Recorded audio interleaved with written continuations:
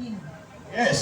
Dahil ako'y nakatira sa Barangay Payatas, malapit lang sa amin yung Batasang Pambansa.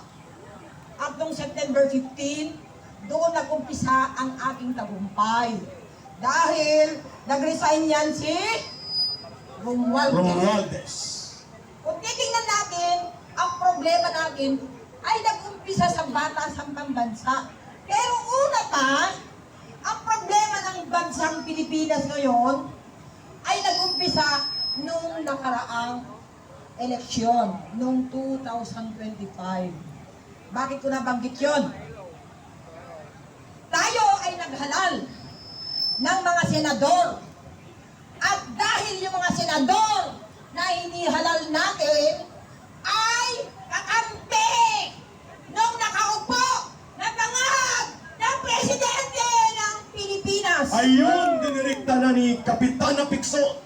Bakit ko ngayon sinasabi rin sa inyo na nag-umpisa sa Kongreso at nag-umpisa ng eleksyon? Narinig ko kahapon, alas 12 na ako natulog dahil nag-monitor ako sa social media, na nung nag-take over yung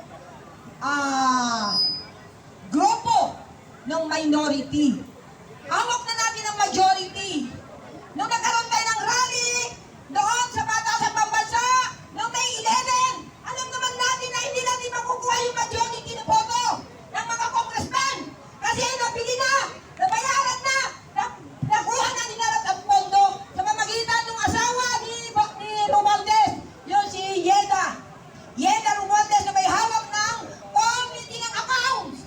Doon nag-umpisa ang paglustay ng pera ng ating gobyerno ni Bangag Bongbong Marcos. Tama ba yan? Naniniwala ba kayo doon? Yes! Kaya noong nagkaroon nung Lunes, sila ay nag-walk out, yung mga leftists. Ang kalaban naman natin, hindi lang si Bongbong Marcos. Kumbaga sa pinuno ng bansang Pilipinas, si Bongbong Marcos ay dapat nang patayin yung puno na yan! Bakit? Bakit? Kasi yung puno na yan ay may mga sanga. Nagsanga-sanga na ng mga magnanakaw. Yun ang problema natin. Diba? Yun ang root ng ating problema. Dahil itong asawa ni George Garcia, kahapon ko lang nalaman, dalang yung lingkod, naglingkod ako sa Barangay Payatas for almost 18 years. Ang pinag-usapan doon, legal na salita. Hindi ba ako lawyer? Pero as per my experience, bilang 8 years na naging kapitan, 10 years na naging kagawad, yung quorum. Ano ba ibig sabihin ng quorum? Ang simpleng ibig sabihin ng quorum ay 1/2 plus 1. Kaya kung meron tayong 24 na senator, divided by 2, 12 plus 1. 13. 13. Hindi 12. Ilan ba yun doon sa Senado kapon? 12 lang eh. Oh, 12 hula. Kaya ibig sabihin, bakit nagkaroon ng quorum? Bakit nagkakaroon ngayon ng kaguluhan?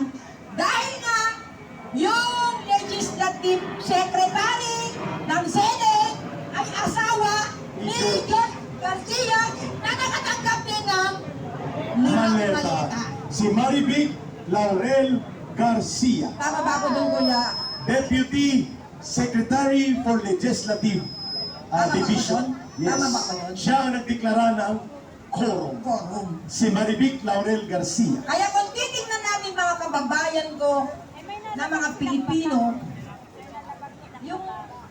yung dinadanas natin, we as leaders, sasabihin ninyo yung mga sarili natin na leaders tayo, why? Because nanggaling pa tayo sa iba't ibang lugar. With our own money, with our own pocket.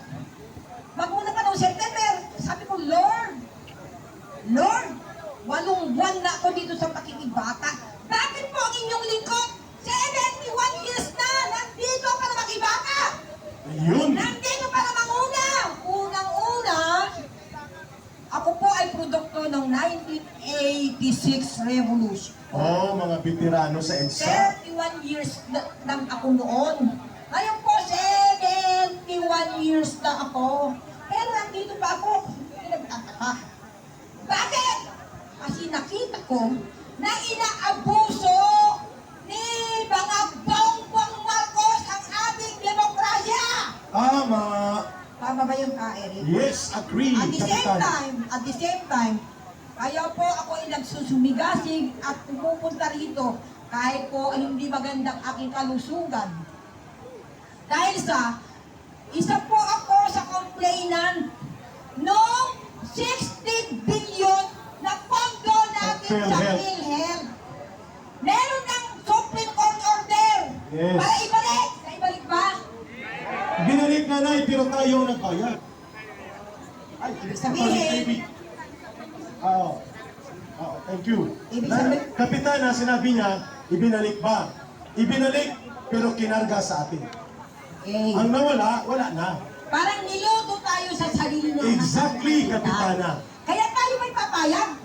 Papayag ba tayo na umaabot pa ng 2028 para umupo si Pangakong Marcos? Hindi na! Hindi na! Kaya tayo pong lahat, ang inyong lingkod, si Emerita Pecson, 71 years old, dapat na nakahiga na lang ako ngayon eh. Pero I'll try to go here from the time September 13, 2025. Nakaranas na tayo hanggang sa September 21, hanggang sa October 12, hanggang sa November 16, 17, 18, at marami Memorize. pang iba. Marami pang iba. Memorize mo. Opo, nakadiary kasi sa akin yung pangyayari. Kaya, ibig sabihin, nung May 11, nung impeachment, At lahat ng Kapitana, yung mga date na binanggit niya, lahat yun, may mga kaso ako sa date na yun. Opo. Kinasuhan ako dyan. Kasama pa yung May 1, yung Labor Day. Kasama po yung isa rin po kami, kasama namin si Atty. David.